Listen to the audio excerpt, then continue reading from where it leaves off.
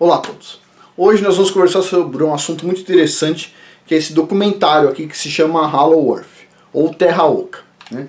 O pessoal que fez esse documentário aqui é fantástico, uma equipe fantástica, muito bem feito o documentário. E a gente vai fazer uma série de vídeos comentando esse documentário aqui, um atrás do outro. Acho que vai ser mais ou menos 8 vídeos. Tem muita informação aqui, muita coisa curiosa, e a gente vai começar a discutir ele hoje para entender algumas coisas. Ah, Afonso, você acredita em Terra Oca? Não, não é isso. Esse documentário aqui não é sobre a Terra ser totalmente oca. Esse documentário é sobre existir passagens no interior da Terra que ligam um lugar a outro da Terra, e também tem, vamos dizer assim, algum tipo de esconderijos para alguns tipos de criaturas no interior da Terra. Tá? Bom, mas a gente vai começar a discutir isso hoje, é um assunto muito interessante. Tá? O pessoal que fez esse documentário, eles acreditam no modelo bola, molhada giratória, porém eles usam inclusive no documentário um modelo de terra plana para explicar as estruturas, porque eles pegaram o modelo dos antigos. E os antigos entendiam que a Terra era plana. Então eles até mostram o modelo da Terra plana, né, mas eles acreditam na Terra bola. De qualquer forma não faz diferença. Tá? A gente está falando sobre espaços vazios no interior da Terra, tá? Como se fossem cavernas, grandes cavernas, que conectam um lugar a outro do mundo, e a gente tem algumas evidências disso segundo eles, né? Então vamos lá. Agora, antes de a gente começar, no último vídeo eu falei sobre esse curso Segredos dos Chás, que eu deixei, já está pronto. Estou deixando um link abaixo, tá? Com um super desconto para quem tiver interesse. Esse curso aqui foi um curso que eu fiz. Ele é um curso de mais ou menos umas 5 horas, e ele vai introduzir o assunto chás, para falar o segredo do chás, a importância do chás. Esse curso ele vai ter continuidade. A ideia desses cursos aqui são mini cursos, tá? De 4, 5 horas, né? São 20 e poucos vídeos, e a ideia é dar continuidade. Depois vai ter um mini curso sobre vermífugos, plantas que você faz vermífugo, depois disso chás medicinais, depois disso como usar ervas medicinais, depois disso ervas medicinais. Então são vários mini cursos em ordem. Este aqui é o primeiro dessa série de chás e ervas medicinais. Tá? É bastante interessante, acho que vale a pena. Tem um cupom de desconto abaixo, tá? Eu não lembro de quanto que é o desconto, mas tem um cupom de um bom desconto abaixo, tá bom? Pois bem, agora continuando aqui. Bom, esse documentário ele é baseado em mitos do mundo. Então qual que é a ideia? Você observa o mito de uma civilização, observa o mito da outra, em vários lugares diferentes do mundo, e você começa a ver que, tipo assim, parece que estão falando a mesma coisa, né? Em momentos diferentes da história, né? Mais antigo, mais recente, tudo isso, e eles vão juntar isso para tentar montar um cenário, ok? Sobre o assunto. Pois bem, então vamos lá. Os mitos do mundo consistem em diversas culturas contando a mesma história que conectam os tais de deuses, entre aspas, porque não é o Deus verdadeiro, bíblico, Deus todo-poderoso e acima de tudo misericordioso, Yahweh Tsevaot. Não é esse, não é o Criador mesmo, é o que eles chamam de deuses, né? Que na verdade são anjos, né? Bom, conectam os deuses deles com o interior da Terra, o Sheol, né? Na verdade, não apenas os seus deuses, entre aspas, mas também raças reptilianas, entidades híbridas, super-humanos, criaturas estranhas, relatado, por exemplo, no livro dos gigantes, como monstros, e gigantes, conforme relatado em Gênesis 6. Várias criaturas, no caso, embaixo da Terra. Pois bem, e a tecnologia desses seres é uma tecnologia pré-diluviana, tá? Antes do dilúvio. Essa tecnologia era e é muito mais avançada do que se já teve em outros momentos da história, pois foi dada diretamente pelo Ra-Satan, tá? Tecnologia desses seres de baixo, e seus anjos. E essas histórias são passadas então através de religiões místicas que aparentemente parecem não ter relação umas com as outras, porém se assemelham em seus temas e conteúdos. E o que nós iremos descobrir é que os anjos caídos e as entidades demoníacas estão moldando as culturas, as religiões e as percepções de todo mundo, preparando a chegada do maior engano de todos os tempos. E de acordo com a Bíblia, nós estamos próximo desse momento exatamente agora, ok?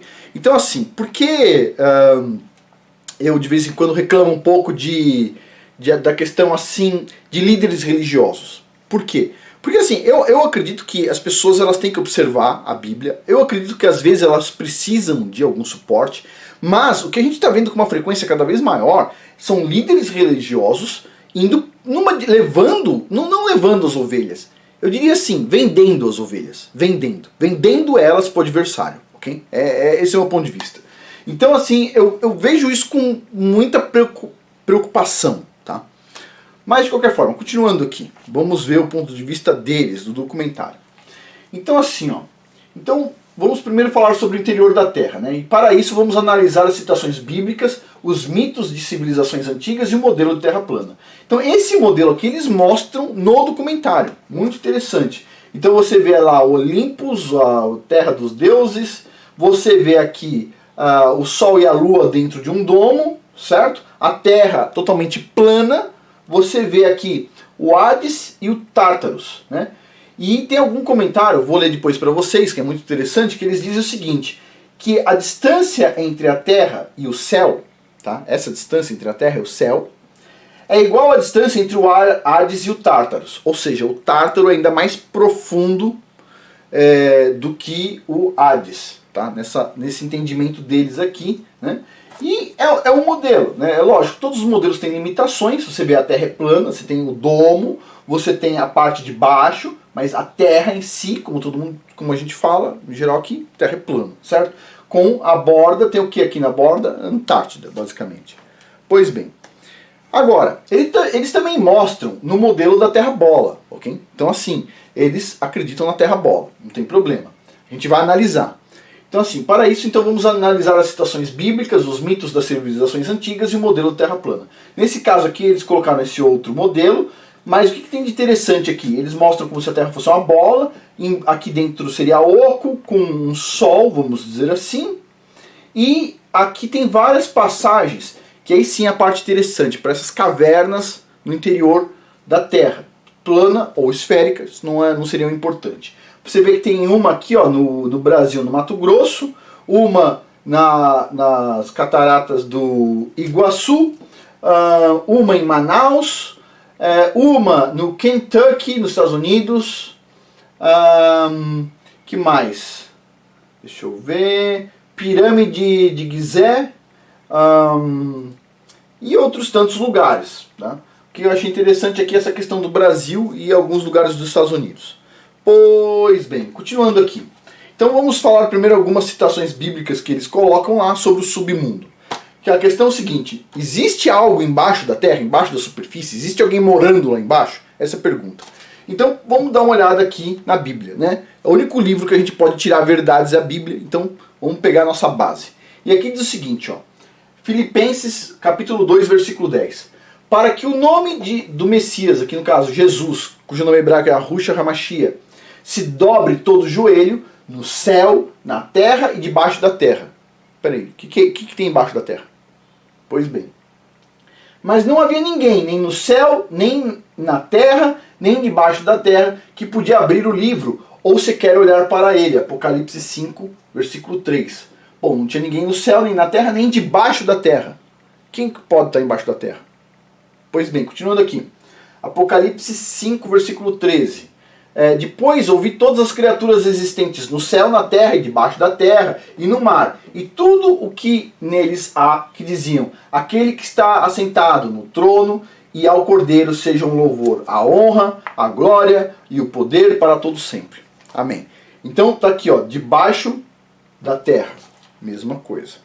Pois bem, pegando agora aqui, ó, o Senhor, na verdade o Criador dos céus e da terra, Yahweh Tsebaot, disse a Satanás, de onde você veio? E Satanás respondeu, de perambular pela terra e andar por ela. E andar por ela. Ok? De perambular pela terra e andar por ela.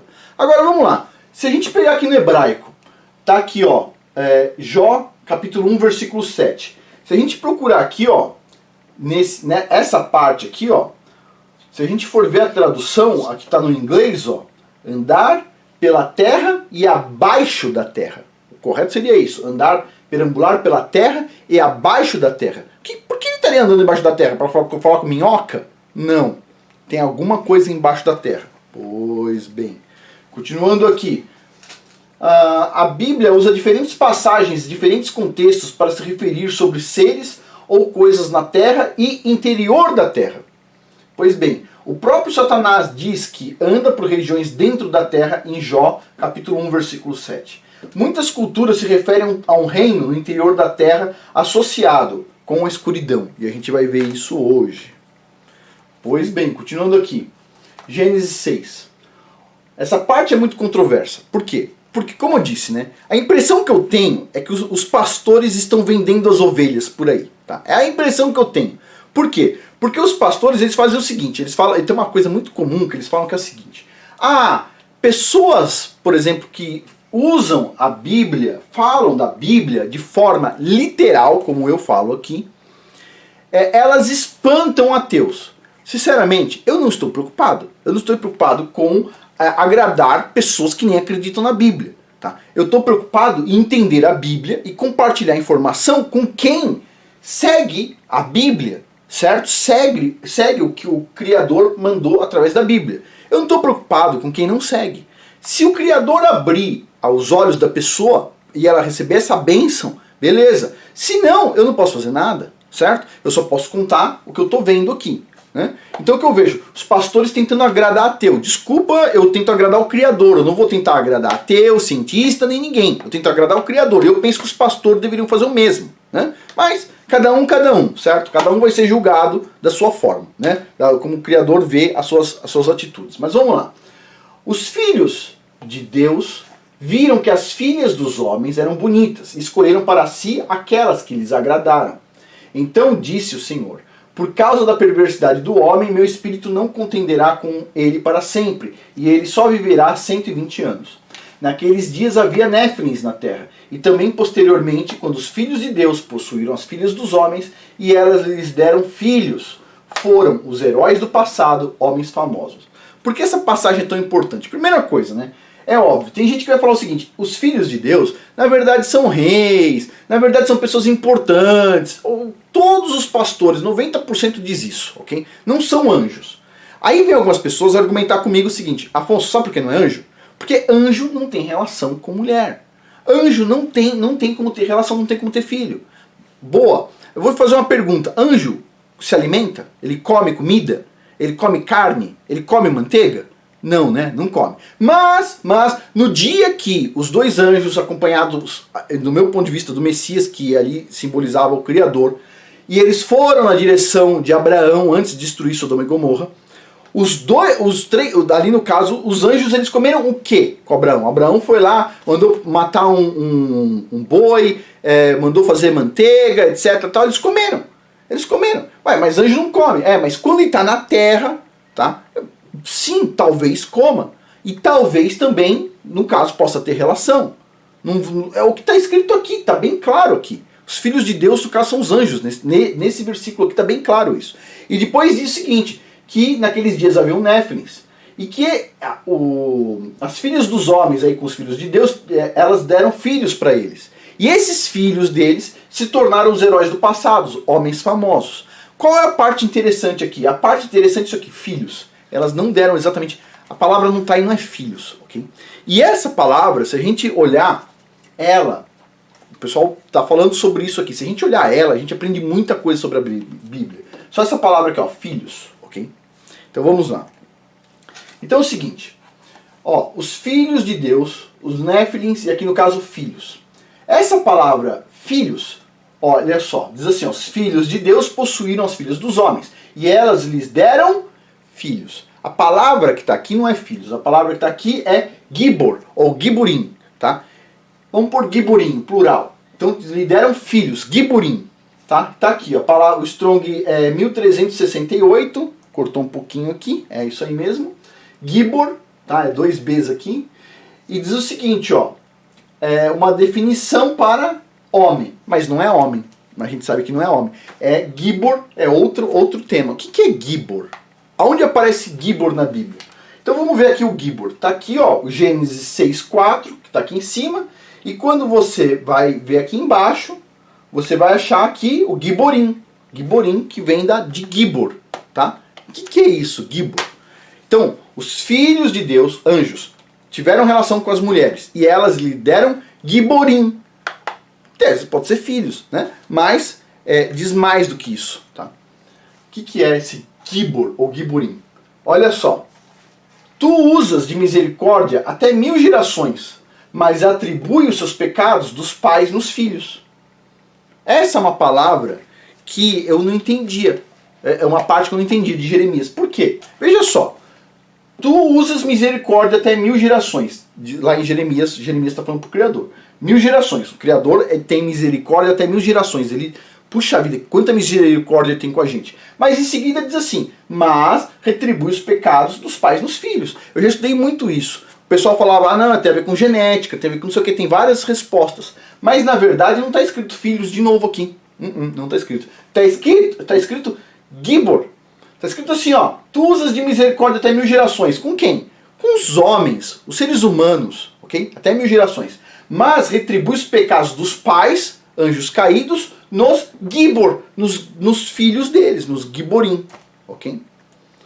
Então assim, o que é aquela passagem? As mulheres estão dando o quê? Aos gigantes. Elas têm relação com os anjos naquele período e elas dão gibor, que não é exatamente filho, são os gigantes. E depois aqui aparece de novo, se você lê isso com esse outro contexto, diz assim, ó, tu usa misericórdia até 1000 gerações. Para nós aqui, puxa vida, obrigado. A gente tem essa misericórdia toda. Mas retribui os pecados que foram grandes dos anjos caídos, dos pais dos anjos, nos giborim. Porque não está escrito filhos aqui. Ok? E você não tem giborim, você tem filhos. A não ser que você seja um anjo caído assistindo o vídeo. Mas se você for um ser humano, você tem filhos mesmo. Bom, então assim, aonde chegou os anjos caídos? Né? No Monte Hermon, né? Nesse período específico aqui. Eles colocaram uma linha do tempo. Você tem Noé aqui, Lameque, Matusalém, Enoque. E na época de Jared está aqui, ó, a chegada dos anjos caídos. Pois bem, então diz assim, ó. Esses anjos cometeram terríveis transgressões contra o Criador, Yahweh, segundo o livro de Enoque. Misturaram a semente humana com a semente angelical, criando os gigantes. Criaram monstros sobre a terra. Ensinaram a arte da fundição de armas, arte de tintura de embelezamento, astrologia, adivinhação, etc. A Bíblia nos relata que eles foram aprisionados no abismo, lá em 2 Pedro capítulo 2, versículo 4. E também abaixo do rio Eufrates, Apocalipse capítulo 9, versículos 13 e 14.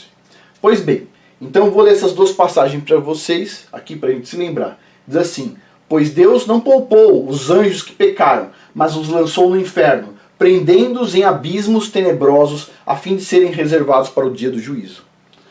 O sexto anjo, agora Apocalipse, o sexto anjo tocou a trombeta e ouviu uma voz que vinha das pontas do altar de ouro que está diante do Criador. Ela disse ao sexto anjo que tinha a trombeta, solte os 4 anjos que estão amarrados junto ao grande rio Eufrates.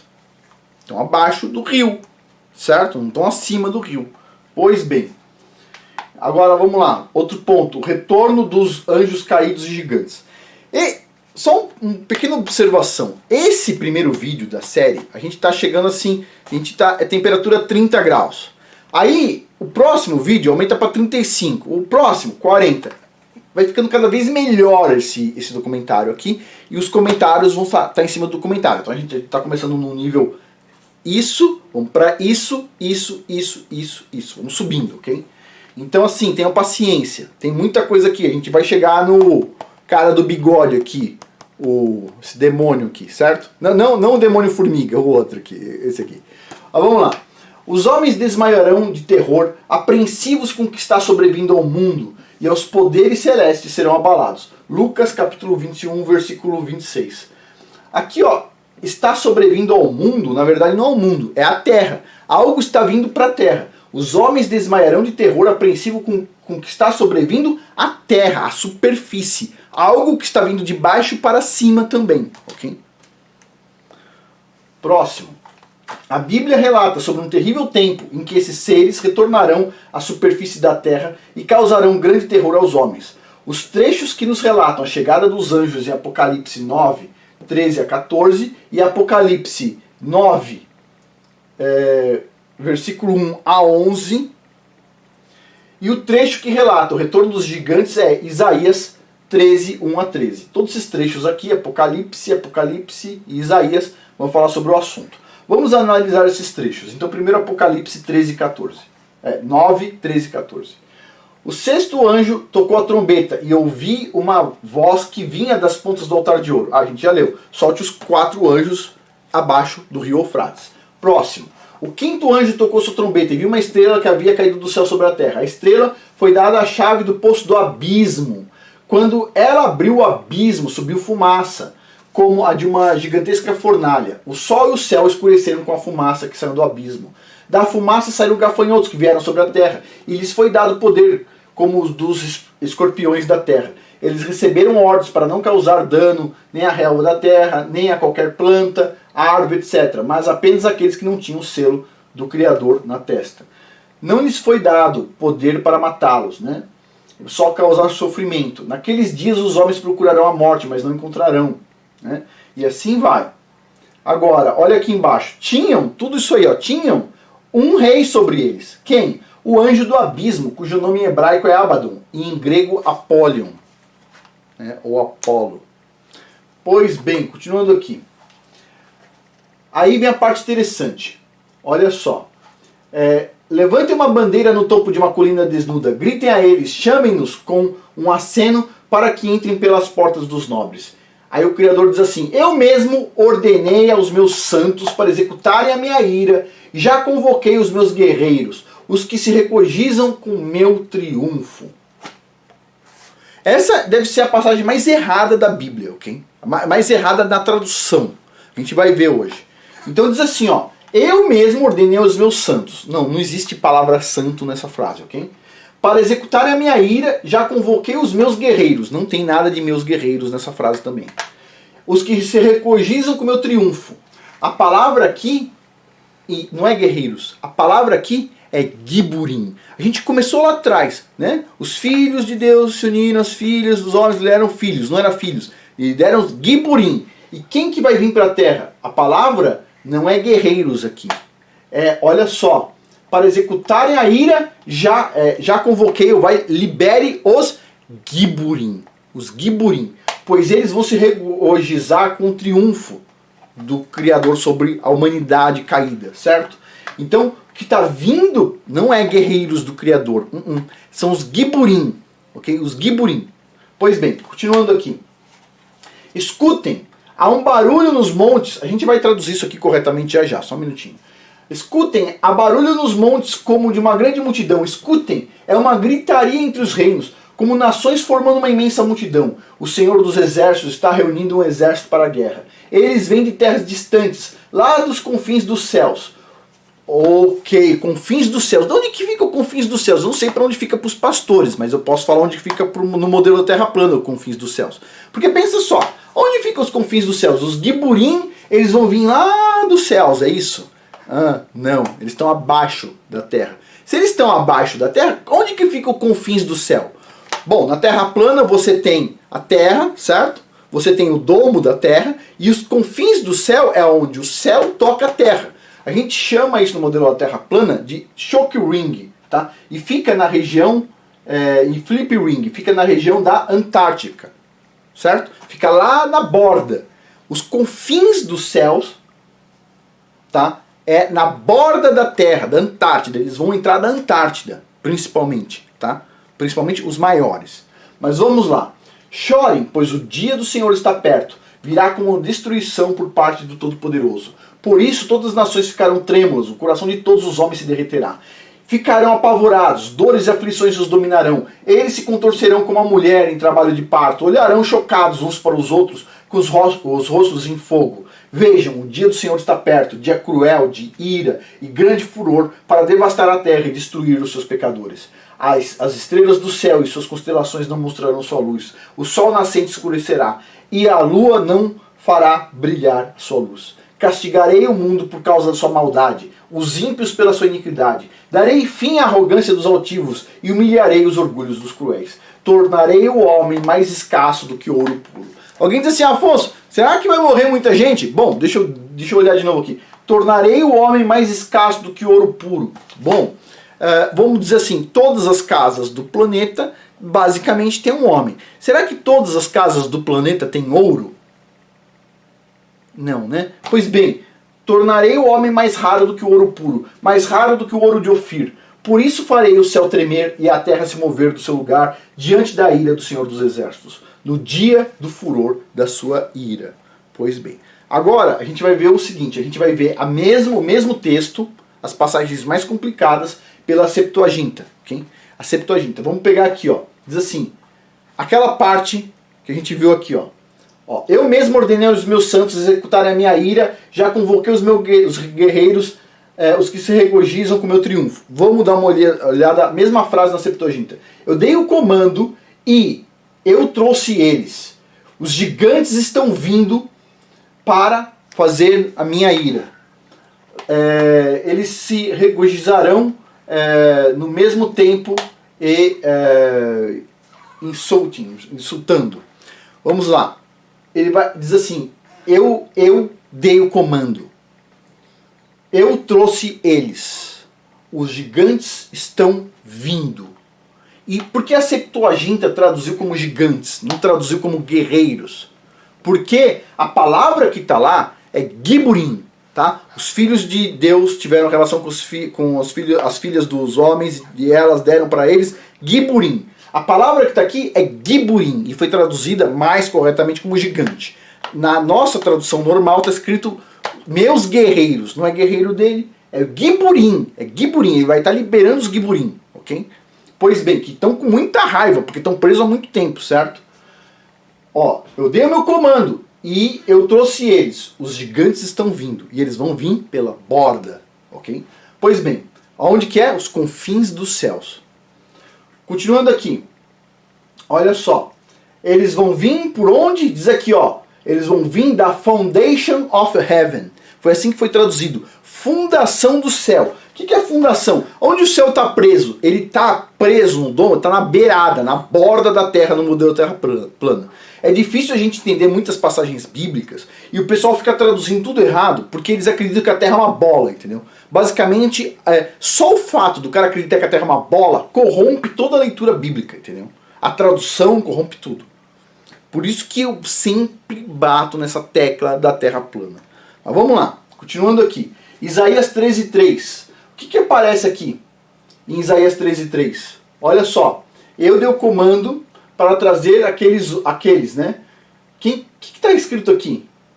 Está escrito guerreiros? Não. Está escrito meus santos? Não. Está escrito meus guerreiros? Não. Está escrito o que aqui? Giborei. Ou também vem de Giborim, dos filhos dos anjos caídos. Giborim, tá? Gênesis 6:4, mesma palavra. Giborim. O mesmo Strong, 1368 aqui, 1368 aqui. O mesmo Strong. Quer dizer, a mesma palavra que está aqui, está aqui. Certo? O mesmo significado. Só que aqui é traduzido de um jeito e aqui é traduzido de outro jeito. Tá? Para o português. Pois bem. Então, revendo aqui. Diz assim, eu mesmo ordenei os meus santos. Não tem isso aqui, tá? Para executarem a ira, já convoquei os gigantes. Não tem meus. O termo aqui é os gigantes, não é meus guerreiros. Os gigantes. Os gigantes. Pois bem. E os confins dos céus, na verdade, é a fundação do céu. Ou seja, a borda. Onde que fica a fundação do céu? Aqui, ó. No modelo Terra plana fica na borda. Para quem já viu a discussão, já discuti isso aqui no YouTube, já discuti no Patreon também, o modelo Terra plana, usando o modelo de Primary Fields do David Lapointe. A gente já discutiu isso, tá? Lá no Patreon tem um vídeo de 1 hora só falando sobre isso. Esse vídeo aqui do David Lapointe, ele usa para nível bem pequeno, nível grande, para tudo, esse modelo de campo magnético.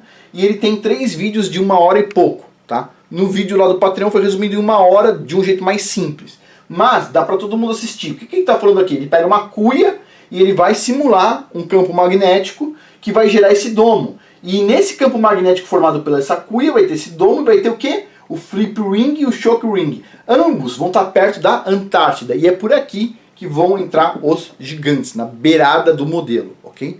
Se você for ver em corte, esse aqui é o modelo dele. Em corte, ele está analisando as linhas de fluxo de campo magnético. Você vê o seguinte, aqui dentro do domo terrestre, certo? Ele não é terraplanista, mas o modelo que ele usa é o mesmo modelo que a gente está adotando para a Terra plana, ok? você tem o confinamento magnético aqui, e o que você vê? O que são essas setinhas para baixo aqui?